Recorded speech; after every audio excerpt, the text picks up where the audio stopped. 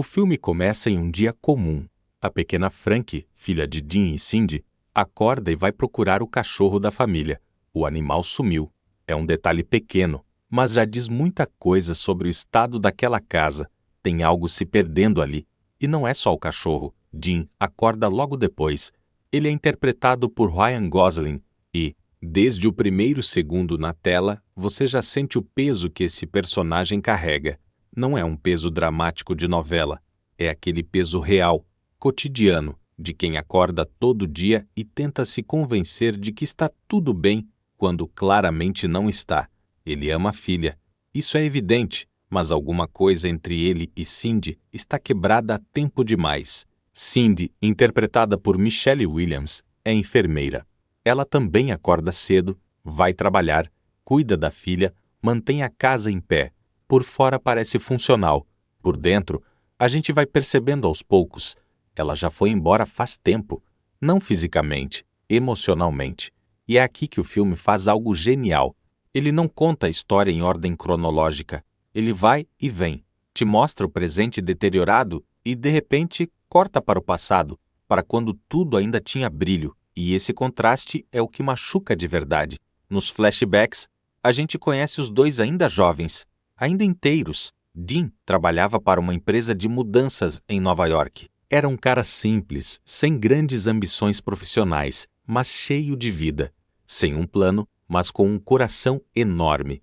É durante uma mudança que ele vê Cindy pela primeira vez. Ela estava visitando a avó em um lar de idosos e Dean estava lá para ajudar a instalar um senhor mais velho no mesmo lugar. Ele a vê pela janela. Só isso. Um olhar rápido, mas é o tipo de olhar que muda tudo. Cindy, nesse tempo, vivia sob pressão. Ela estudava para ter uma carreira na área da saúde, tinha uma família complicada e um namorado chamado Bob, que era controlador e problemático. A vida dela não era leve. Dean dá a ela o número de telefone do trabalho.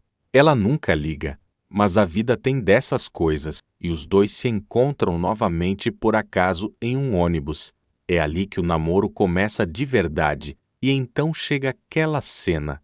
Aquela cena. Os dois estão na rua à noite, em frente a uma loja de noivas, e Dean revela um talento escondido. Ele tira um ukulele e começa a tocar e cantar You Always Hurt the One You Love. E Cindy, que não devia nada a ninguém naquele momento, responde com o próprio talento escondido. Começa a dançar sapateado na calçada. Sem coreografia ensaiada, sem graça calculada, só ela e a música e aquele sorriso. É imperfeita e absurdamente bonita ao mesmo tempo. E o mais incrível é que aquela espontaneidade era real. É nesse momento que você entende por que ela se apaixonou por ele. E é exatamente por isso que vai doer tanto depois. Mas aí o filme traz a realidade de frente.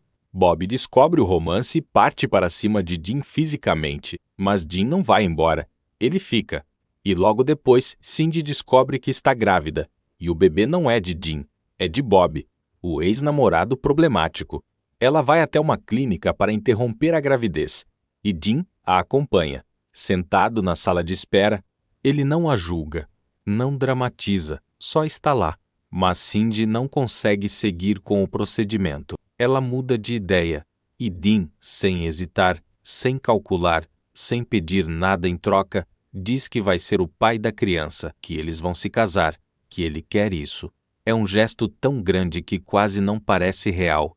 E talvez seja por isso que funciona. Porque é o tipo de coisa que um ser humano de coração enorme faz sem pensar nas consequências, sem pensar em como vai ser daqui a 6 anos.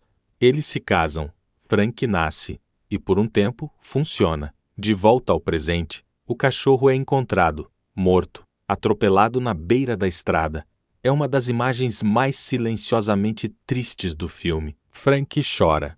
A família vai enterrar o animal. E é nesse clima que o espectador começa a entender o quanto aquela casa carrega de perda. Dean decide fazer algo. Ele quer salvar o casamento, ou pelo menos tentar. Então, ele marca um quarto em um motel temático, daqueles com decoração exagerada e um conceito de futuro kitsch.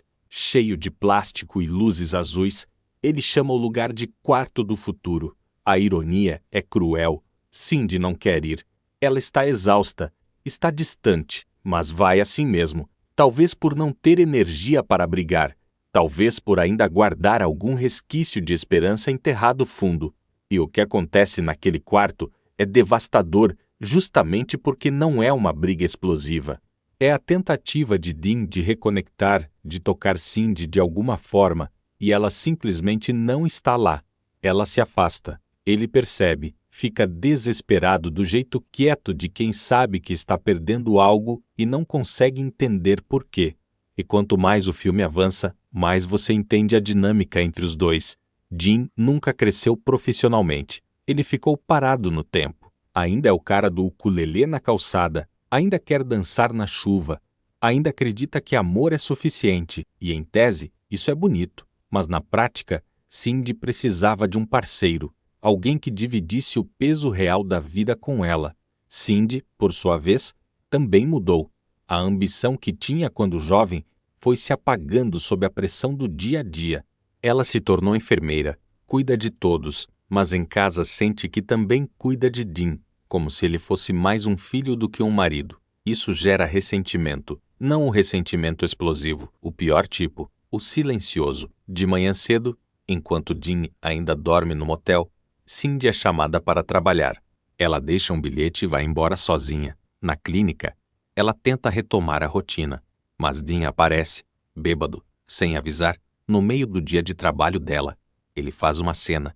Cindy fica humilhada e acaba sendo dispensada.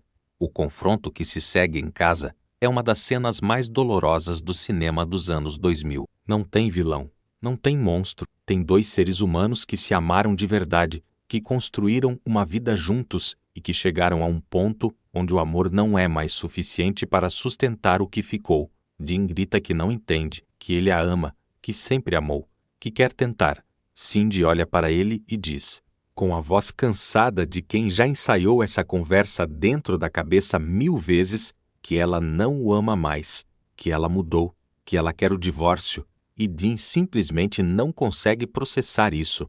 Para ele, o amor deveria ser suficiente, sempre foi o suficiente, mas o que ele não entende, e talvez nunca vá entender, é que amor sem parceria, sem crescimento junto, sem presença real, vai se esvaindo, não de uma vez, aos poucos, célula por célula. A cena final do filme é simples e absolutamente devastadora. Dean vai embora. Frank, a filha pequenininha que não entende nada do que está acontecendo, corre atrás do pai gritando. E Dean faz algo que parte o coração. Ele a engana. Com gentileza, com aquele jeito calmo que só ele tem, faz ela se virar e voltar para Cindy, e então continua andando, sem olhar para trás. Ao fundo, fogos de artifício explodem no céu, coloridos, barulhentos, festivos, e não tem nenhum diálogo. Não precisa. A imagem diz tudo. Enquanto o mundo celebra alguma coisa, uma família está se desfazendo em silêncio. Não tem reconciliação. Não tem epifania de última hora. Não tem beijo embaixo da chuva. O filme simplesmente termina, como a maioria das histórias reais termina, com alguém indo embora e alguém ficando. Blue Valentine não é um filme fácil de assistir. Ele foi desenvolvido pelo diretor Derek Cianfrance durante mais de 10 anos, e isso se sente em cada detalhe. As cenas do passado foram filmadas primeiro e as do presente depois, justamente para que os atores pudessem viver a trajetória emocional daquelas pessoas de forma orgânica. Ryan Gosling, Michelle Williams e até a pequena Faith Vladica, que interpreta Frank, chegaram a morar juntos por um mês na mesma casa onde as cenas do presente foram filmadas, para criar uma tensão familiar real entre eles. E funcionou. Cada olhar, cada silêncio, cada gesto pequeno parece absolutamente verdadeiro. A trilha sonora assinada pela banda Grizzly Bear adiciona uma camada de melancolia que fica na pele. Lullaby e Foreground surgem nos momentos certos para ampliar o que as palavras não conseguem mais alcançar. Michelle Williams foi indicada ao Oscar de melhor atriz por essa performance. Ryan Gosling recebeu uma indicação ao Globo de Ouro. E são reconhecimentos que fazem sentido, porque o que os dois entregam nesse filme não parece atuação, parece vida. Então, no final, O que Blue Valentine diz sobre o amor? Diz que o amor pode ser genuíno e ainda assim insuficiente. Diz que duas pessoas podem se amar de jeitos completamente incompatíveis. Diz que o problema de muitos relacionamentos não é a ausência de amor, mas a presença de versões diferentes de si mesmos que foram crescendo em direções opostas. Dean amou Cindy com tudo o que tinha. Cindy amou Dean com tudo o que era. Mas o que eles tinham e o que cada um deles era foram mudando, e nenhum dos dois soube, ou conseguiu, acompanhar essa mudança no outro. E é por isso que esse filme dói. Não porque tem um vilão, não porque alguém traiu ou mentiu ou destruiu tudo de propósito. Dói porque é real demais, porque a gente conhece esse casal. Talvez a gente seja esse casal, ou tenha convivido com ele, ou tenha medo de se tornar ele. Blue Valentine não é um filme sobre o fim do amor. É um filme sobre o que acontece quando o amor não é suficiente para impedir que duas pessoas se percam uma da outra. E às vezes, dolorosamente, não é.